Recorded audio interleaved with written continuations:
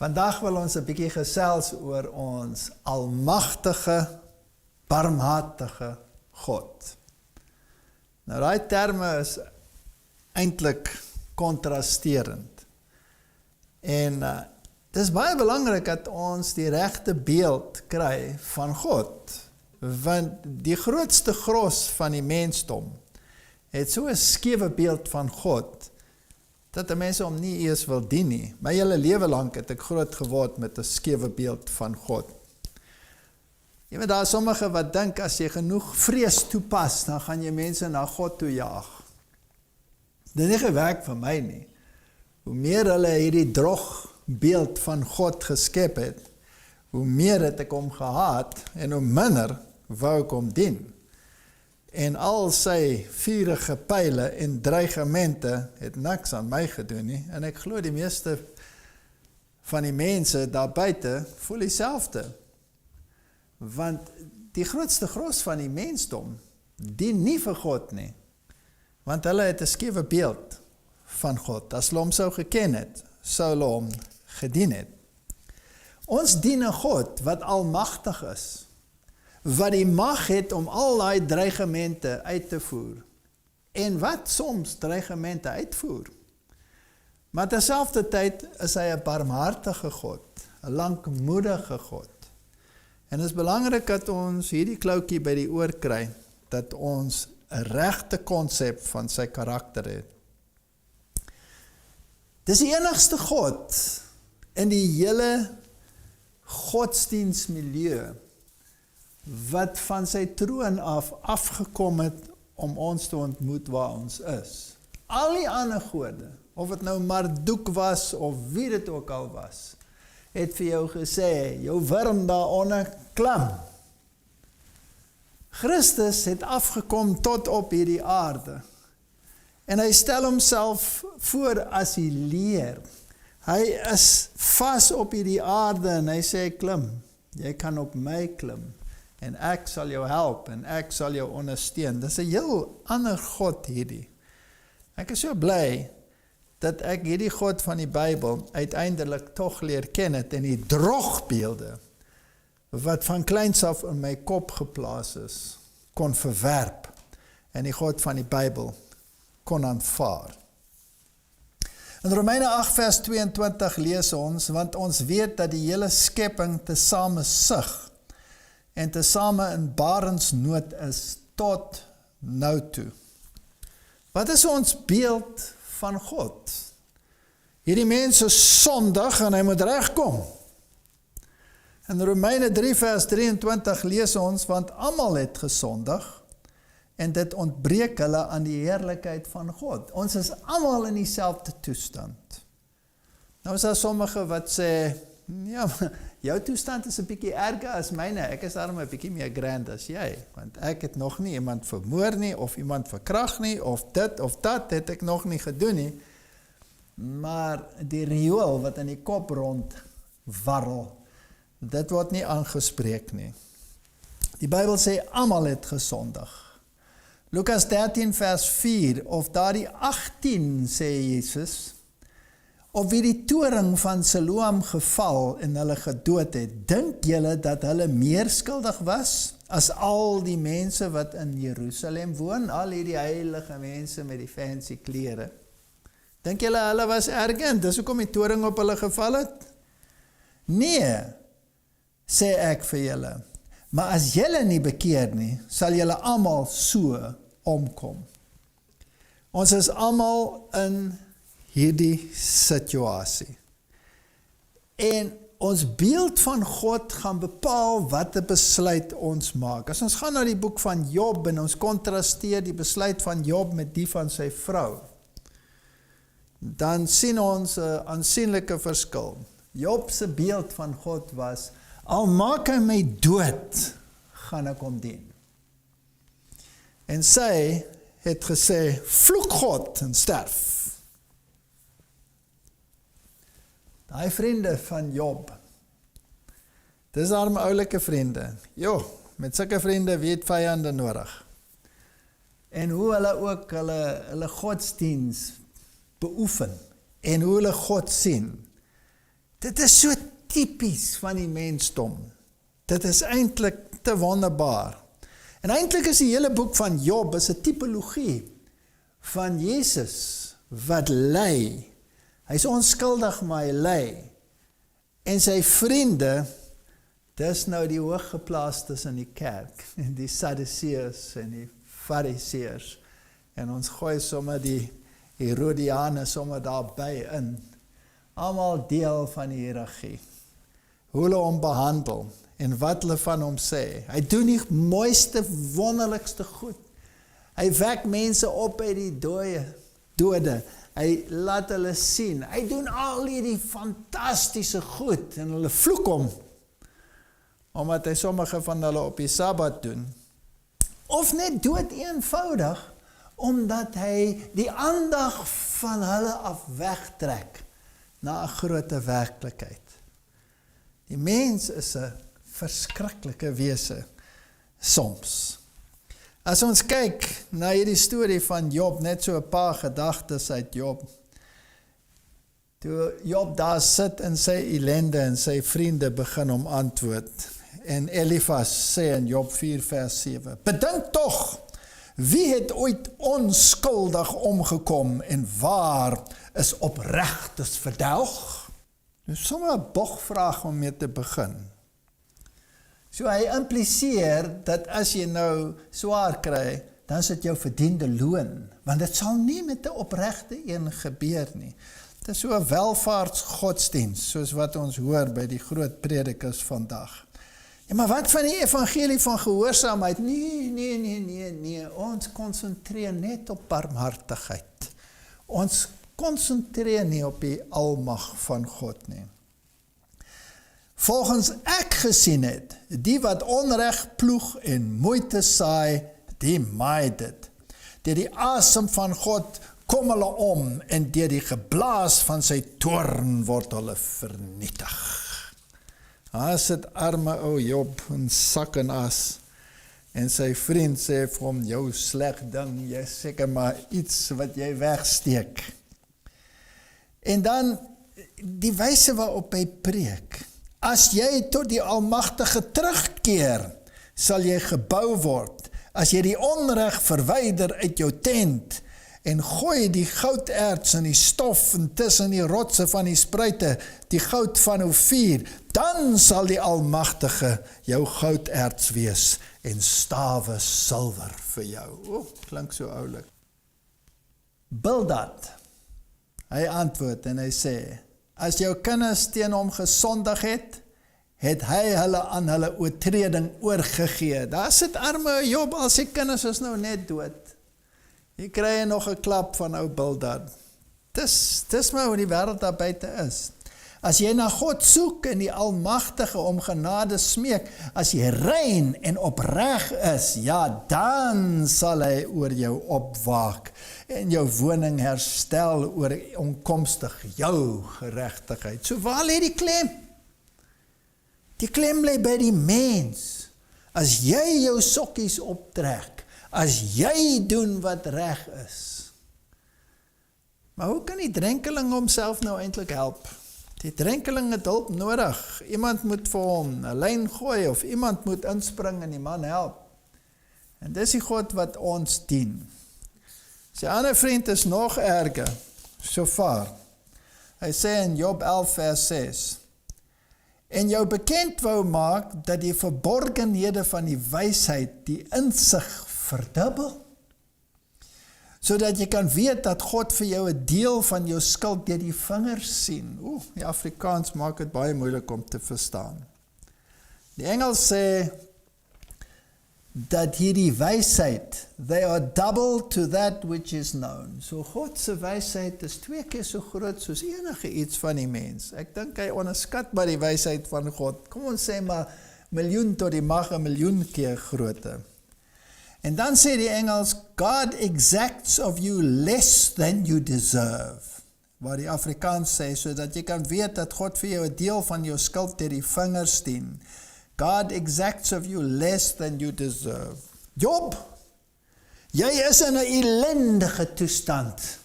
Maar gelukkig is God genadig en sy gebars het in jou vrotsheid. Ja, weet sulke vriende nodig. Ongelooflik. Hierdie beeld van God en die strafaspek. Maar die antwoord van Job is perfek. Kyk, al wil hy my ombring, ek hoop op hom, ek sal tog my wandel voor sy aangesig bepleit. Ook is dit tot my heil, dat 'n goddelose voor sy aangesig nie sal kom nie. Met ander woorde, Job sê, God is nie soos wat julle sê nie. God is 'n goeie God, en al maak hy my dood, ek weet, daar sal 'n rede wees, 'n goeie rede, en ek gaan vir hom vra, en hy gaan dit vir my verduidelik, maar ek ken hom, ek sal hom dien, al maak hy my dood. Hy sê, moet my net 2 dinge nie aandoen nie, dan sal ek my vir u aangesig nie verberg nie. Trek u hand weg van my af, moenie dit doen, Here. Ek sit nou hier in die ellende, maar moenie die hand wegtrek van my nie. Terwyl die ander sê, die hand lê swaar op hom. Dis hoekom hy in sy toestand is. Job draai dit om. En Job sê, moenie jou hand van my weg aftrek nie. En die tweede ding, laat die skrik vir u my nie beangstig nie. In ander woorde, ek vertrou dat ek 'n toegang het tot hierdie God en dat ek met hom kan praat van aangesig tot aangesig. Ons dien 'n redelike God. En as ons wil weet hoe lyk hierdie God, dan moet ons net kyk na Jesus. Dan sal ons weet hoe hierdie God werklik is. Elifas word toe briesend kwaad en hy antwoord, is dit die vertroostinge van God vir jou te min en 'n woord met sagtheid jou toegespreek? Die engel sê, is there any secret thing with thee? Het jy iets weggesteek, Job? Wat doen jy? Knyp jy die kat in die donker? Wat doen jy? Waarom sleep jou hart jou weg? En waarom flikker jou oë so? Die engel sê, what do thy eyes wink at? Vir wie knipoog jy? Vir daai ander meisiekie wat daar ook aan jou straat bly? Of wat is jou sonde waarvan ons nie weet nie? So, hy is net ongelooflik. Hy sê in vers 16, hoeveel minder die afskuwelike en ontaarde die mens wat ongereg drink soos water. How much more abominable and filthy is man? Ons is so vieslik, God gee nie eens om vir ons nie. Dis soos 'n dees dink. Daar's God, hy is almagtig en hy bekommer hom nie oor die gemors van hierdie wêreld nie. So hier het ons hierdie denkwyse, en hierdie wyse van dink is ook in die wêreld vandag. En ons moet dieper lees, ons moet kom by die toestand waar Job was, waar hy sê, ten spyte van die omstandighede, die God wat ek dien, is nie soos wat julle sê nie. Hierdie God moet ons leer ken. Hy's 'n anderste God. Job 30 vers 25 sê, of het ek nie geween oor hom wat harde dae het nie?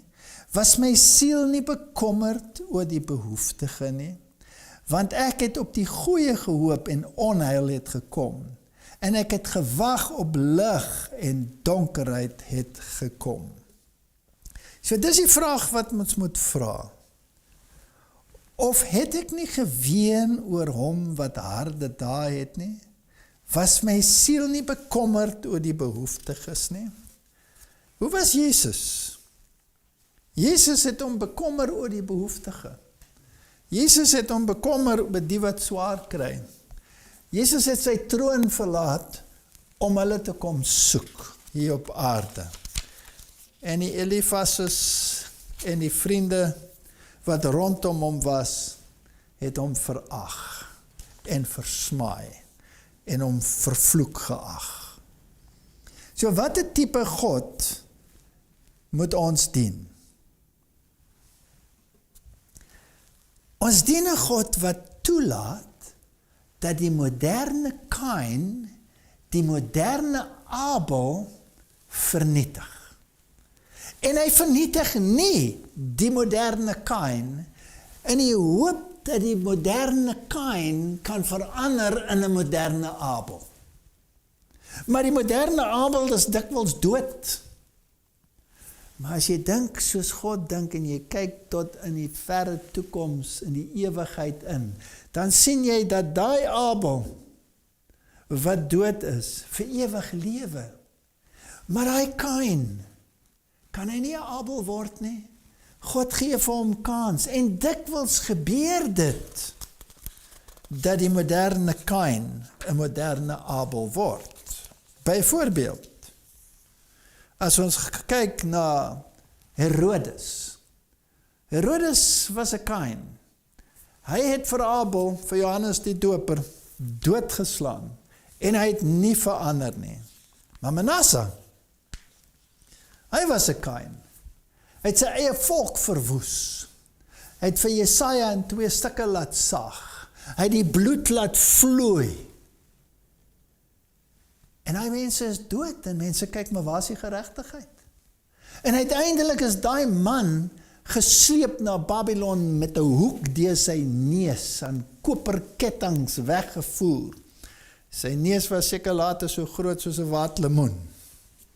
En daar sit hy in die tronk. En daai Kain word 'n Abel. En hy kom terug. En hy probeer regmaak. En hy gaan eendag in die hemel wees. Hoekom het God hom nie daar en dan vernietig toe hy so wraaksigtig was nie? Omdat God lankmoedig is. Nie omdat hy nie geregtigheid sal vergeld nie. Die Judasse van hierdie wêreld, die Herodese van hierdie wêreld, hulle gaan vergelding kry. Maar wat as hulle kan verander? So ons kyk na God en ons kyk na die gebeurlikhede op aarde, en ons sien die gemors en ons skree, waar's jy? In plaas van om te sien soos God sien, dat daar is onder hulle wat dalk nog bekeer kan word. Waar staan ons in die stroom van tyd? En waar kan ons hierdie lankmoedigheid van God nader betrag? Dink net aan Jesus. Hy kom na hierdie aarde toe, hy word verag. Hy word opgespioneer. Hulle beplan om hom dood te maak. Hy ken al hierdie gedagtes. Maar ter wille van die volk, ook vir Herodes, hoeveel kans het hy hom nie gegee nie? En uiteindelik kom hy by die punt, waar hulle bereid is om hom te gryp en hom dood te maak. Waar hy sy laaste toespraak hou, in daai tempel. En hy gee Matteus 23, en hy sê vir hulle, waar hulle staan. Waar is hulle godsdiens? Waarheen het hulle gekom in hulle denke? En hy ween oor hulle. En hy sê, Jerusalem, Jerusalem, hoe dikwels wou ek jou soos 'n moeder hen. Kyk en sonder my vlerk neem, maar jy wou nie. En nou is jou huis vir jou woes en leeg. Daai laaste toespraak, daai laaste reiniging van die tempel, daar sit hy in daai tempel. Hy maak hom skoon, hy genees die siekes, hy gee sy laaste indrukke. En toe verlaat hy daai tempel om nooit weer terug te kom nie. Nou my vraag is, hoe naby is die God, die almagtige God, wat hierdie barmhartige sy aan hom het? Hoe naby is hy aan die punt waar hy sê, jou huis is woes en leeg? Kom ons kyk na die God wat ons dien. Jesaja 49, kom ons lees vanaf vers 5. En nou sê die Here, wat my van die moederskoot af geformeer het, om sy knegt te wees, om Jakob na hom toe terug te bring. Jakob is ver weg. Die kerk, hy moet terugkom. En dat Israel by hom versamel mag word. En ek word geëer in die oë van die Here en my God is my sterkte. Hy het gesê, dit is te gering dat u my knegt sou wees om op te rig die stamme van Jakob. Gaan preek vir die kerk. En terug te bring die gespaardes in Israel. Bring daai wat ver weg is, wat gedwaal het, bring hulle terug. Ek het u gemaak tot 'n lig van die nasies, om my heil te wees tot aan die einde van die aarde. So ons het hier die dubbele opdrag. Bring die kinders wat die waarheid ken, bring hulle terug na die waarheid, en preek vir die mense daar buite, en waarsku hulle, dat hulle ook nie verlore mag gaan nie. God is 'n God wat omgee. Ek het u gemaak tot 'n lig van die nasies. Vers 7 sê, so sê die Here, die verlosser van Israel, sy heilige, aan die diep veragte, aan hom wat in afskie is by die volk. 'n Knegt van die heersers, konings sal dit sien en opstaan, vorste en hulle sal neerbuig ter wille van die Here wat getrou is, van die heilige van Israel, wat hy uitverkies het. Hy sal die kies. Maar die keuse moet van krag word deur ons keuse. Ons moet 'n besluit maak. Vers 8 sê, so sê die Here, in die tyd van die welbehae het ek u gehoor, in die dag van heil het ek u gehelp, en ek behoed u en gee as 'n verbond aan die volk, om die land weer op te rig, om verwoeste erfenisse te laat beerwe. Dit is hoe hy is. Dit is hoe hy is. Hy soek. Hy soek ons. Hy wil ons hê. Ek wil ons volkies in die wêreld waarsku. Die wêreld staan op daai punt, waar daai laaste toespraak in die tempel gehou word, waar die trane loop, en waar hy sê, jou huis is vir jou woes en leeg. Ek wou jou so graag red. Ek het my verneder om jou te red.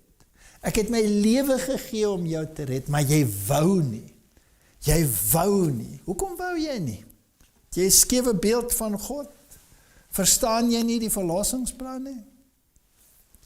Vers 9 sê, om te sê aan die gevangenes, gaan uit aan hulle wat in duisternis is, kom tevoorskyn. By die paaie sal hulle wei, en op die kaal heuwels sal hulle weiveld wees. Kom net uit, kom net terug. Jubel o hemel en jubel aarde, en berge breek uit in gejubel, want die Here het sy volk vertroos en ontferm hom oor die ellendiges. Maar Zion sê, die Here het my verlaat, en die Here het my vergeet. Dis presies soos ons is.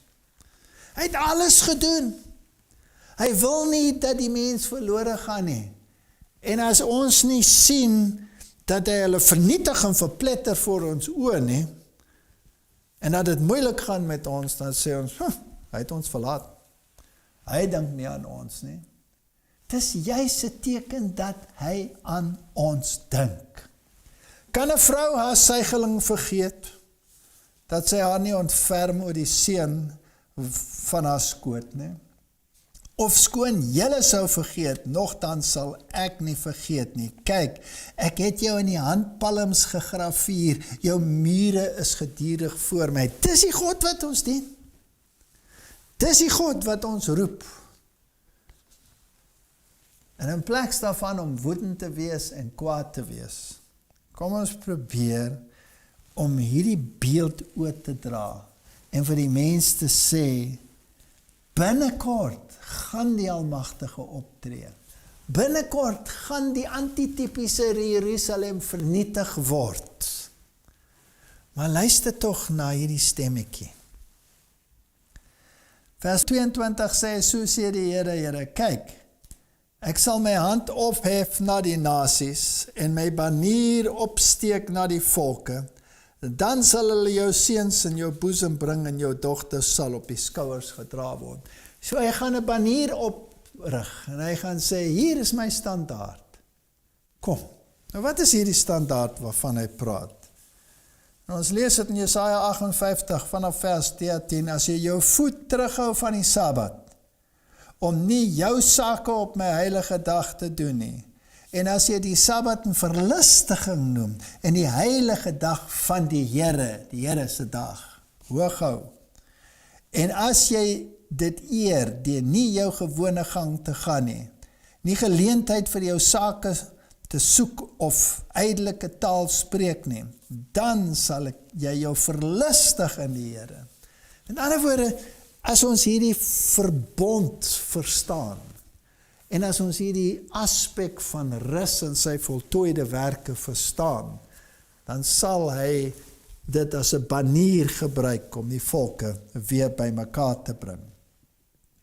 As ek dink aan arme ou Jeremia, wat so hard probeer het om die opdrag van die Here uit te voer, en te sê vir die volk, kom terug, maar hulle wou nie. Hulle was so verhewe, hulle was die uitverkore volk, geen onheil gaan hulle tref nie, hulle was nes Job se vriende. Daar kan niks verkeerd gaan nie, daar kan nie. As daar iets verkeerd gaan, dan lê die fout elders. Jeremia 32 vanaf vers 16, en nadat ek die koopbrief aan Baruch, die seun van Neria gegee het ek tot die Here gebid en gesê, ag, Here, kyk, U het die hemel en die aarde gemaak, deur U groote krag en deur die uitgestrekte arm, geen ding is vir U te wonderbaar, geen ding is te moeilik vir U nie. So, hy preek dat Jerusalem vernietig gaan word, maar hy koop 'n stuk grond. Hy wil 'n punt bewys. Die Here gaan herstel bring, maar daar moet 'n verandering hier in die hart kom. U wat guns bewys aan duisende en die ongeregtigheid van die vaders vergeld in die skoot van kinders na hulle, die groote, die geweldige God, wie se naam is Here van die leerskare. Nou as ons daai sin lees, dan kan ons dit baie maklik verkeerd verstaan. Want luister na hierdie sin. U wat guns bewys aan duisende en die ongeregtigheid van die vaders vergeld in die skoot van hulle kinders na hulle. Sjoe, dit is 'n onregverdige God, kan jy sê? So, die vaders kom weg met moord en die kinders bars as gevolg van die vaders. Is dit wat die Bybel sê? Ja, as jy dit oppervlakkig lees, dan is dit wat dit sê. Maar wat is die diepe betekenis? As hy die vaders uitgewis het, dan waar was die kinders?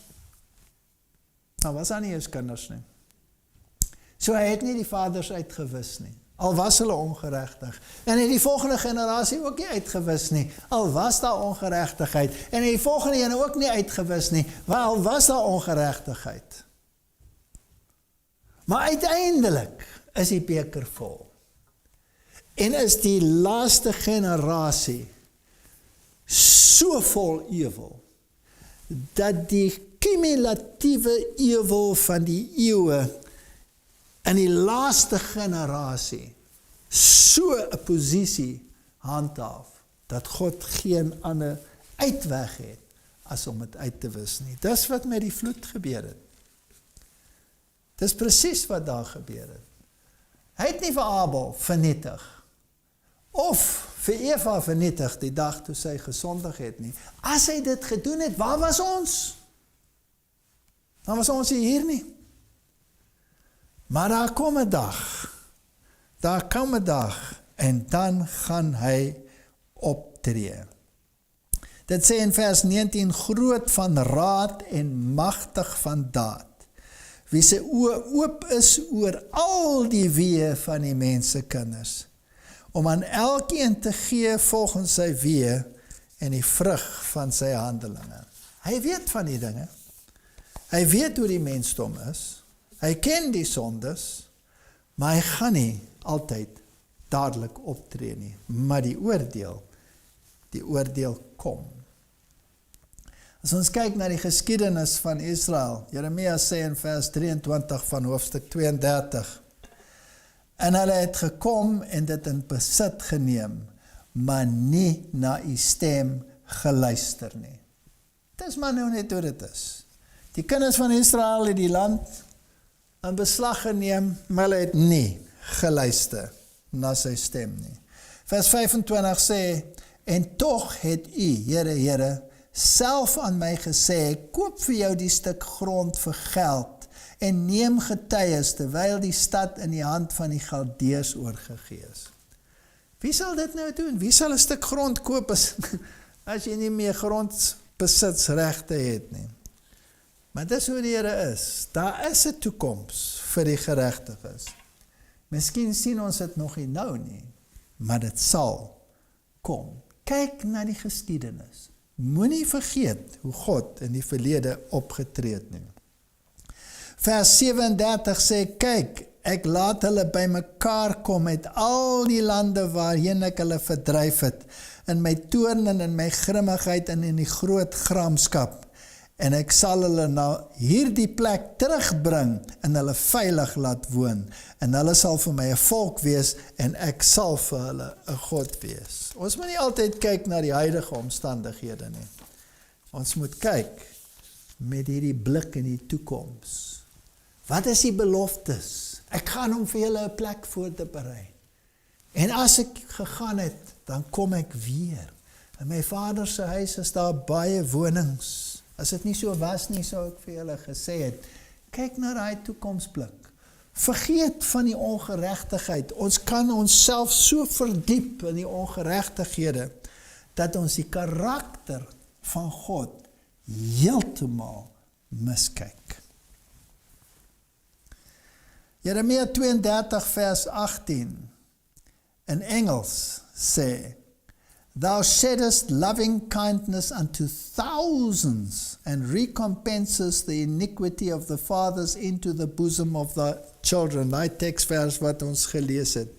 Dit lyk vir ons asof God nie optree nie, en dat dit vir generasie na generasie net erger en erger word. Maar in elke generasie is daar mense wat verlos is. In elke generasie is daar iemand wat die waarheid aanneem. In elke generasie is daar 'n moordenaar wat 'n Abel word. In elke generasie is daar 'n verkragter wat 'n Abel word. Ons moet begin kyk soos God kyk. Jeremia 52, hierdie storie, is 'n wonderlike storie. En die koning van Babel het die seuns van Sedekia voor sy oë gedood. En hy het ook al die vorste van Juda en Rebia gedood. Dink nou net aan daardie verhaal. Hier kom vergelding op hierdie generasie, toe Nebukadnesar kom. En Sedekia is die een wat vir arme ou Jeremia in die tronk laat stop het. Sedekia is die een wat sy boodskappe verbrand het. Hy is ook die een wat in die stilligheid van die nag gaan hoor het, Jeremia, wat gaan werklik gebeur? Maar hy het nie geluister nie. Nou dink aan die vorige generasies. Paar generasies, of die jong kinders van die vorige konings. Nebukadnesar het gekom en het hulle gevange geneem. Daniel en sy vriende, en die hele, hoe sal ek nou sê, die hele bevolking se room is weggevat. Babylon toe. Hulle is daar gedwing om Babyloniese gode te aanbid. Daniel en sy vriende het vasgestaan. En dan dink jy nou, God het toegelaat dat die room van Israel weggevoer word na Babylon. In kettinge het hulle geloop. Kaalvoet, waarskynlik kaal van lyf, tot in Babylon. Maar dit het nie gebeur met die wat agtergebly het nie. En was hulle nou die goeies, of was hulle die wat juis opstandig was teenoor God? En God het toegelaat en toegelaat en toegelaat, en hulle het erger en erger en erger geword. En uiteindelik, toe kom daai koning weer, daai Nebukadnesar. En hy verwoes die stad. En hy vat daai koning. En hy maak sy kinders voor hom dood. En hy laat hom dit sien. En toe hy dit gesien het, toe steek hy sy oë uit. Vergelding het gekom.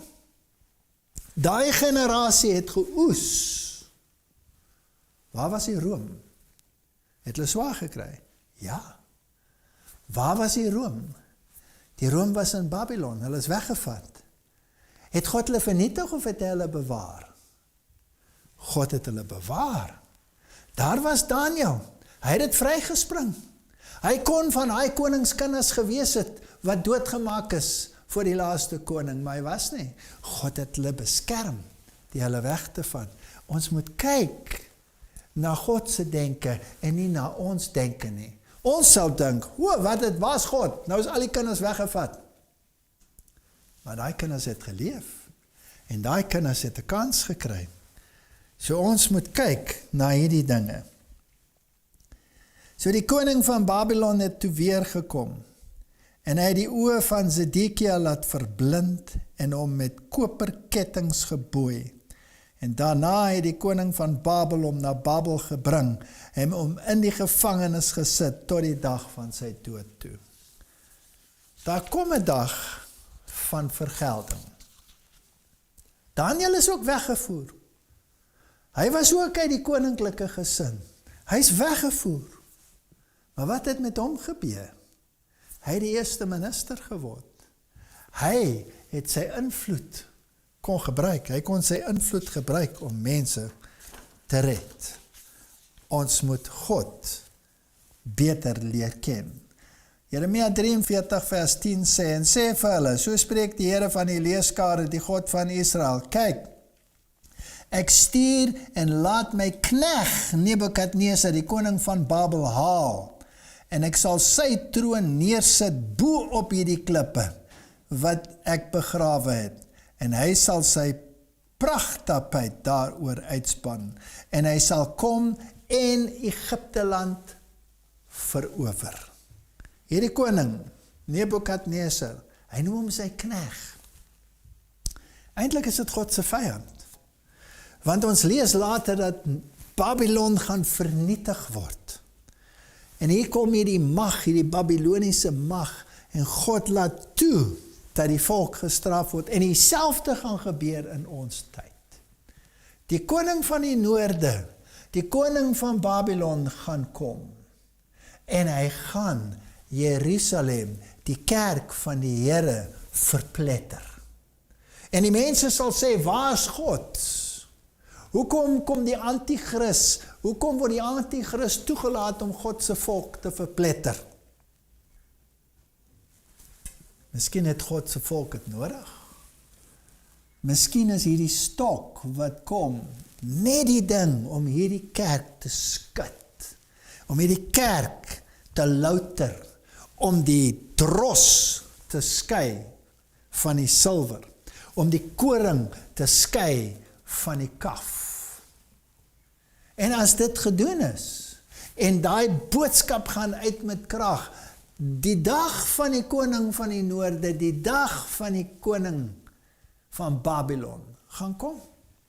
Hy gaan sy vergelding kry, maar nie voordat hy gesorg het, dat hierdie kerk van die Here gelouter word. En hy sal Egipte land verower. Die godsdienstige denkwyse gaan seëvier oor die sekulêre denkwyse. Dit gaan gebeur. Die koning van die noorde gaan lyk asof hy wen, asof hy die wêreld verower. In vers 39 van Daniël hoofstuk 11 lees ons, so sal hy dan optree teen die versterkte vestings met behulp van 'n vreemde God. Diegene wat hy erken, sal hy baie eer en hulle oor baie laat heers en grond en beloning uitdeel. Hierdie koning van die noorde, hierdie pausdom, wat die wêreld so opgedeel het in sy kaarte, en vir elkeen sy grondgebied toelaat. En as 'n land teen hom opgetree het, het hy sy hand oor daai land op die kaart geplaas en gesê, hierdie volk is uitgewis. En so het hy te werk gegaan. Maar sy dag kom.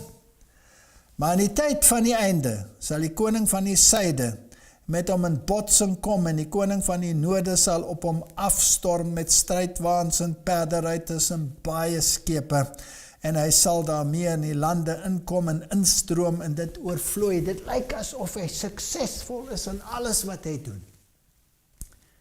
En die mense gaan verward wees.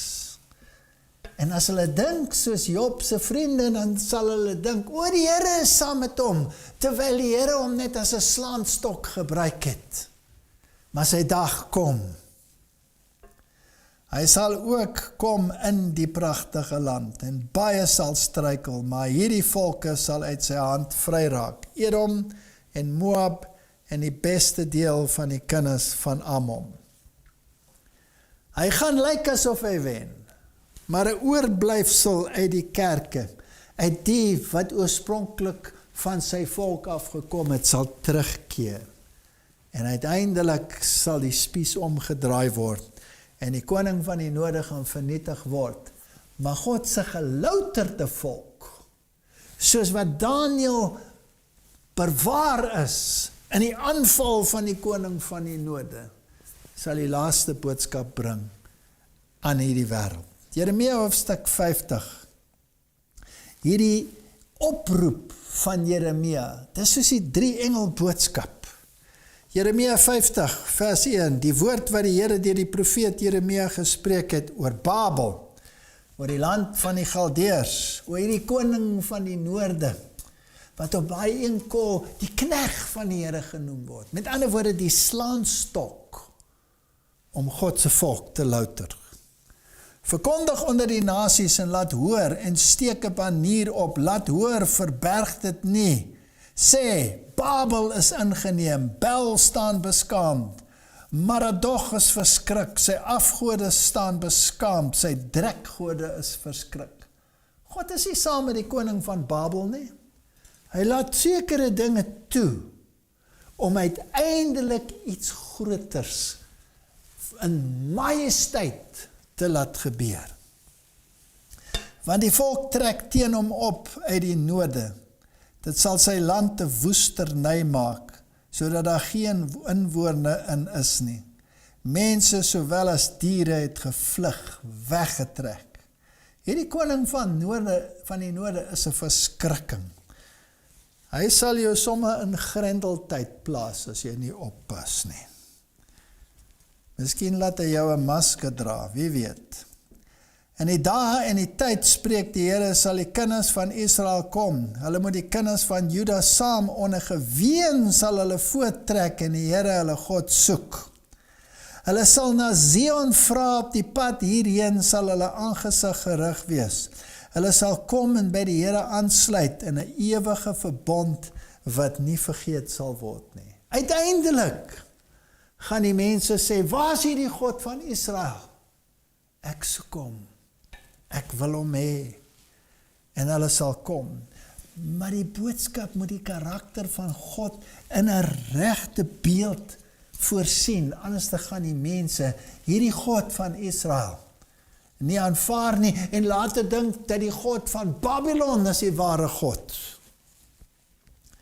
'n Kudde verlore skape was my volk. Hulle herders het hulle laat dwaal. Hulle weggevoer na die berge toe. Hulle het gegaan na berg, na heuwel. Hulle het hul lêplek vergeet. Dis 'n verskriklike toestand. En wie is verantwoordelik daarvoor dat die kerk van die Here in hierdie toestand is? Die herders.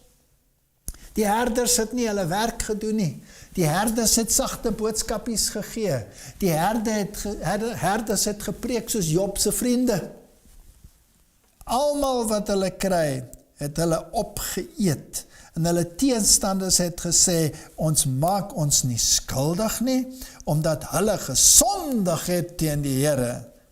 Ja, miskien gaan hulle sê, hierdie sondige mense, hulle wil Sabbat hou, ons moet Sondag hou. Het Jeremia gewaarsku teen 'n verandering van die Sabbat? Het hy gesê, ons moet die Sabbat weer hou? Hoekom sê hy, ons moet dit weer hou as dit gehou is?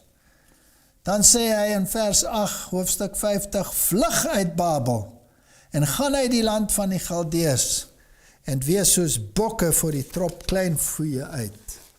Want kyk, ek verwek en laat teen Babel optrek 'n menigte van groot nasies uit die Noorderland.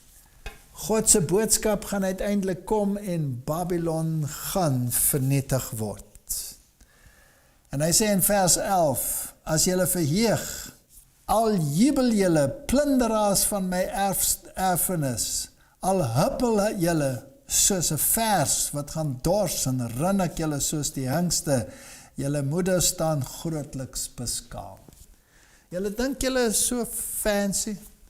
Julle dink julle het my volk vertrap. Ek het dit toegelaat, ja. Ek het dit toegelaat om 'n skudding te bewerkstellig, om die dros te skei, om die kaf van die koring te skei. En julle dink julle het gewen, maar ek het nuus vir julle. Julle moeder staan grootliks beskaamd. Wie is hierdie moeder? Wie sê sy is die moederkerk? My kinders sal terugkeer na my toe. Wie organiseer 'n ekumene en sê kom terug na ma toe? Sy sal beskaamd staan. Vers 16 sê, rooi uit Babel uit die saaiers en die wat die sekel hanteer. Raak ontslaaf van die Babyloniese herders. Israel is 'n rondgejaagde skaap. Die woorde is so treffend van ons tyd. Israel is 'n rondgejaagde skaap, wat die leeu's weggedrywe het. Eers het die koning van Assur hom opgeëet, en nou ten laaste het Nebukadnesar, die koning van Babel, sy gebeente afgeknaag. Die Bybel is daarom so raak. Dis presies wat gebeur in ons tyd. Die ware skape is verstrooid. Die herders wat hulle veronderstel is om op te pas, gee vir hulle 'n klomp nonsens in die kerke. En die arme ou kudde weet nie eers meer wat reg en verkeerd is nie. Hulle bring al Babylonse dinge in en sê, kyk hoe goed gaan dit met Babylon, ons moet dieselfde dinge doen. Nee, ons moet die God van Israel leer ken, ons moet terugkeer na die ou paaie. Vers 22 sê, daar is oorlogsgeskree in die land en 'n groot verbreking. Hoe die hamer van die hele aarde afgekap en verbreek is. Die hamer van die hele aarde? So wie is die hamer van die hele aarde wat uiteindelik vernietig word? Wie is die regte arm van daai moederkerk in Rome? Is dit nie die tweede dier uit Openbaring nie?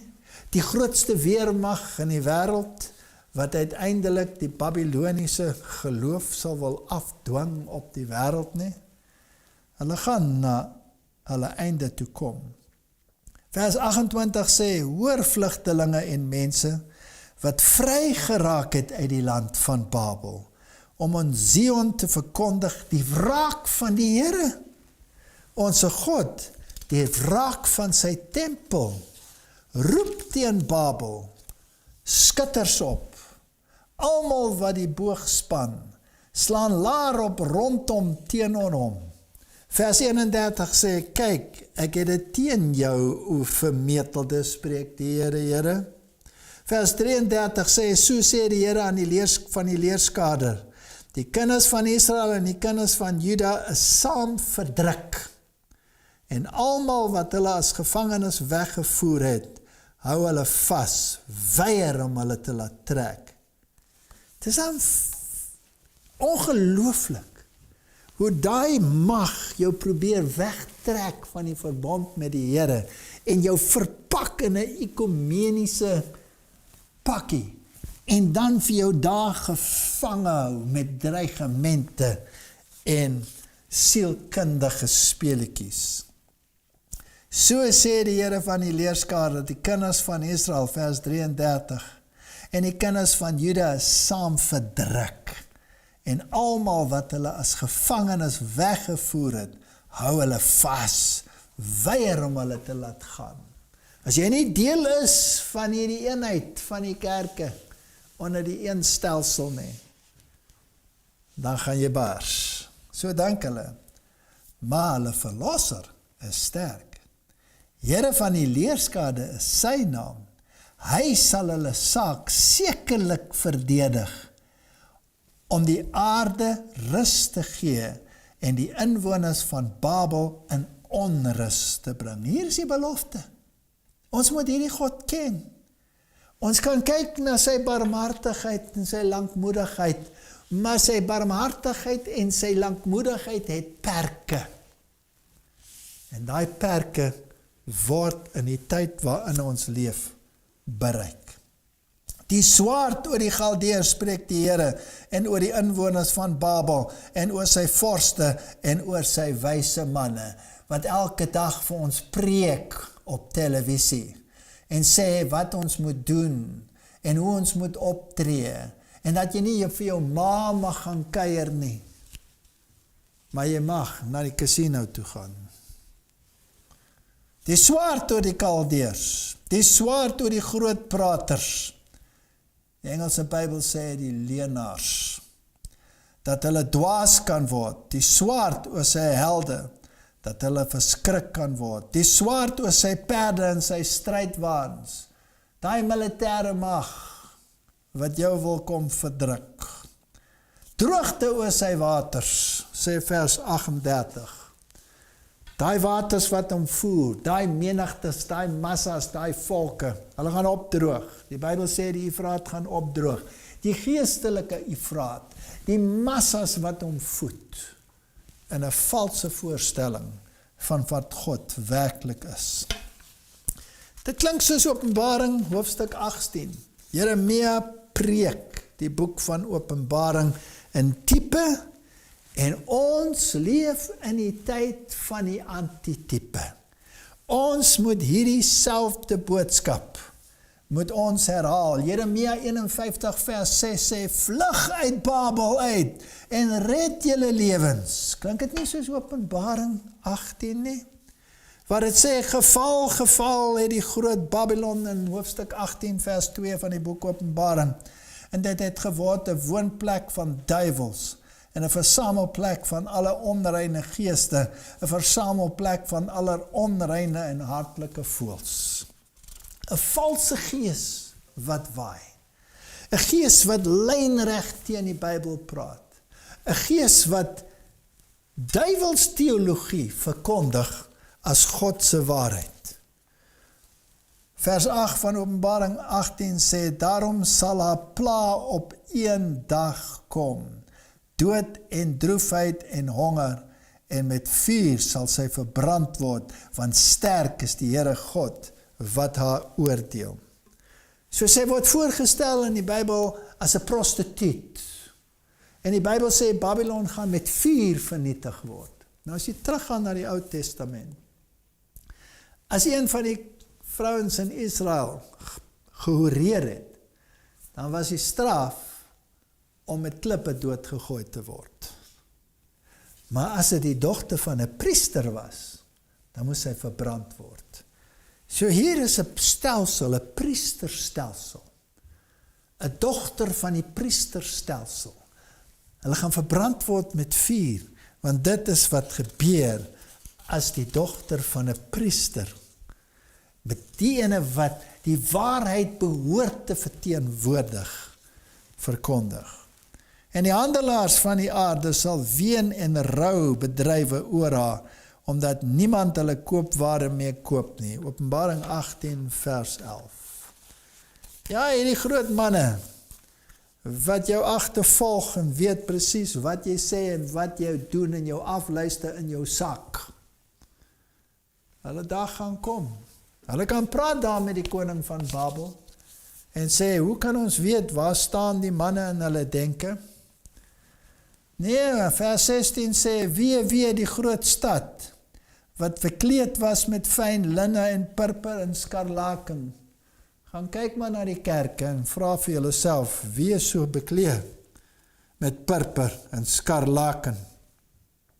En versierd met goud en edelstene en parels, omdat in 1 uur soveel rykdom verwoes is. Hulle sit dalk met die geld. Miskien sit hulle met die goud van die eeue in 'n kluis. wie weet, gaan dit hulle help. Vers 19 sê, en hulle het stof op hulle hoofde gegooi, en onder geween en weeklaag uitgeroep, en gesê, wee die groot stad, waarin almal wat skepe op die see het, deur haar kostelike skatte ryk geword het, want dit is in 1 uur verwoes. Ons leef in 'n tyd waar hierdie woorde waarheid word. Vers 22 sê, en die stem van die sitterspeler en sangers en fluitspelers en basynblasers sal nooit meer in jou gehoor word nie. Die tyd van kerk speel en God se karakter te beswadder soos wat Job se vriende gemaak het, is verby. Die tyd is nou vir die reguit boodskap van die Jeremias van ons tyd. Jeremia hoofstuk 17 waarsku juist daai profeet in vers 21, so spreek die Here, neem julle in ag om julle siele ontwil, dat julle geen las dra op die Sabbatdag nie. En dit inbring deur die poorte van Jerusalem. Ook mag julle geen las uit julle huise op die Sabbatdag uitdra of enige werk doen nie, maar julle moet die Sabbatdag heilig, soos ek julle vaders beveel het. Vers 24 sê, as julle dan aandagtig na my luister, spreek die Here, om geen las deur die poorte van hierdie stad op die Sabbatdag in te bring nie, en op die Sabbatdag te heilig deur daarop geen werk te doen nie. Waarvoor staan al hierdie werk? Ons eie werke moet tersyde gelê word. Ons moet die werke van God aanvaar as ons verlossing. Sy gebooie is die teken dat ons hom lief het. As jy my lief het, bewaar my gebooie. En Lukas is hierdie fantastiese verhaal oor hierdie ma wat geskep word. Kom ons lees dit en ons kyk of ons iets daarin sien. En hy sê ook vir die man wat hom genooi het, wanneer jy 'n môre of middagete gee, moenie jou vriende nooi of jou broers of bloedverwante of ryk bure nie, sodat julle jou nie miskien ook eendag weer uitnooi en jy vergelding ontvang nie. Maar wanneer jy 'n feesmaal gee, nooi die armes, die verminktes, die krepeles, die blindes. En jy sal gelukkig wees, omdat hulle niks het om jou te vergeld nie. Want dit sal jou vergeld word in die opstanding van die regverdiges.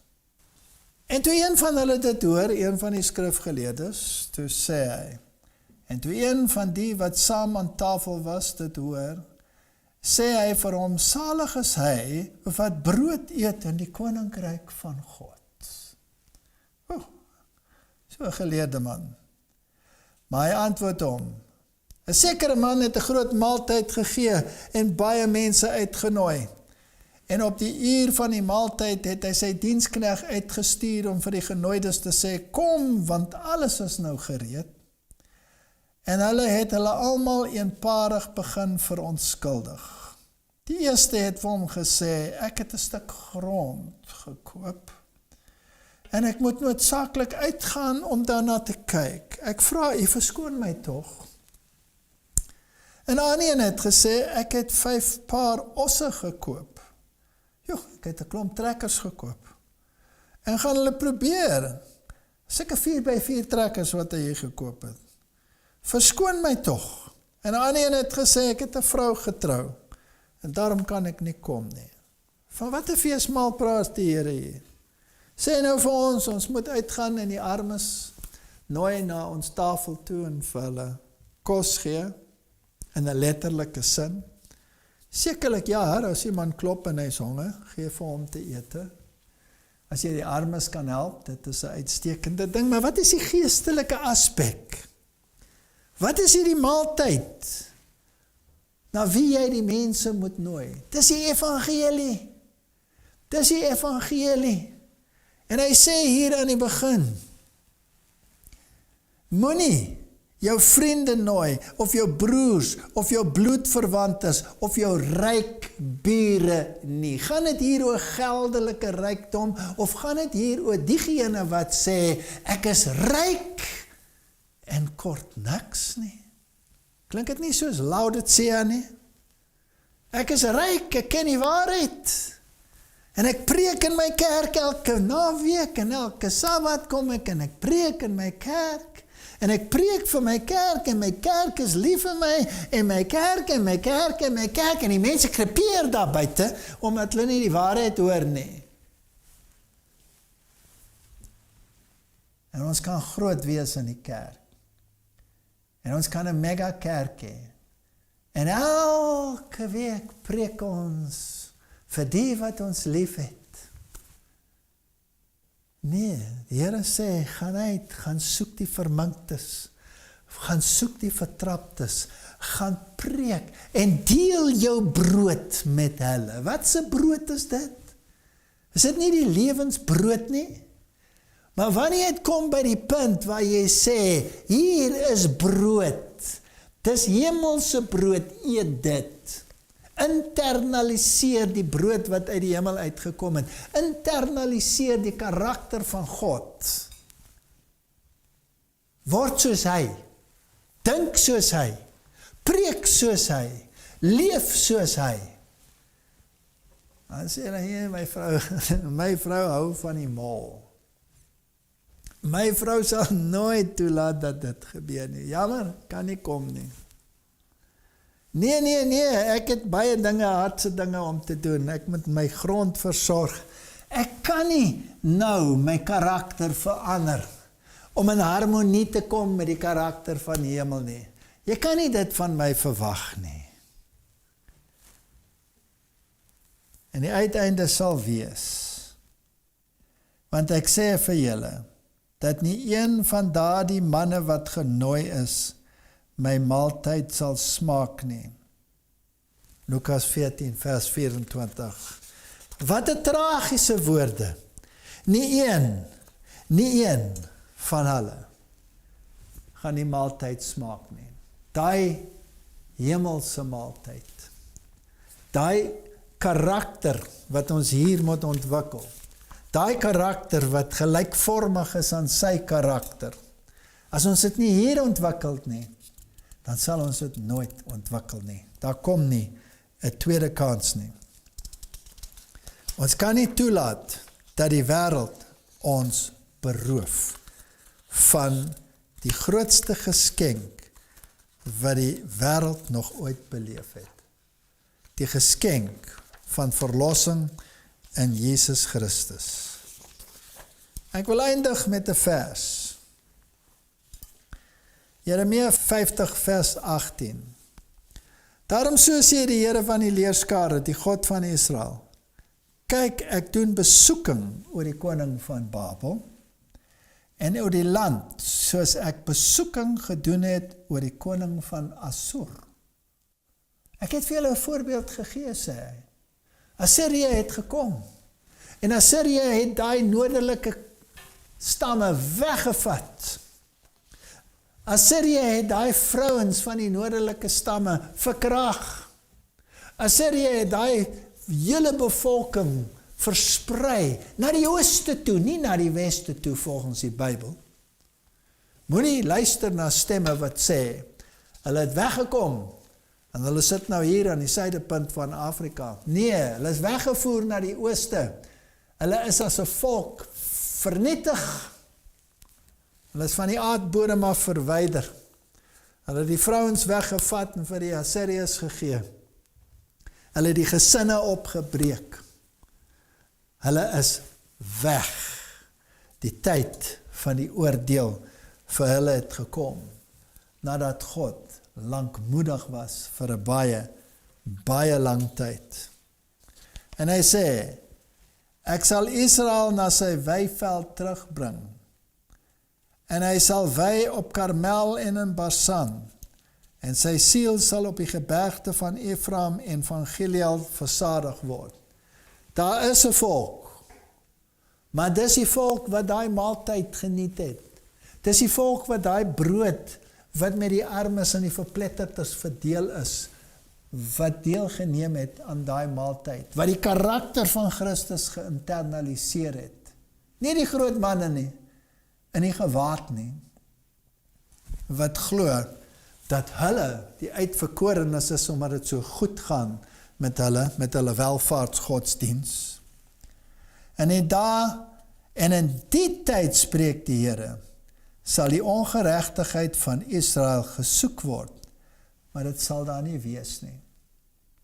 Die tyd kom wanneer die kerk gelouter is. Die tyd kom wanneer die kerk skoon is. Wanneer die dros weg is. Wanneer die kaf weggewaai is. Wanneer daai luide roep uitgaan. En baie daar buite. Ek staan verstom. As ek kyk na hoe hierdie moeilike tye, waar die koning van Noorde sy mag uitoefen oor die mensdom, hoe daar baie mense is wat begin dink. Mense daar buite van wie jy dit nie sou verwag nie. Mense wat sê, ek soek hierdie God. Ek weet dit is die waarheid. Ek soek hierdie God. Hierdie tyd gaan kom. Hierdie tyd is nou. En die dae en in die tyd spreek die Here, sal die ongeregtigheid van Israel gesoek word, maar dit sal daar nie wees nie. En die sondes van Juda, maar hulle sal nie gevind word nie, want ek sal vergifnis skenk aan diegene wat ek laat oorbly.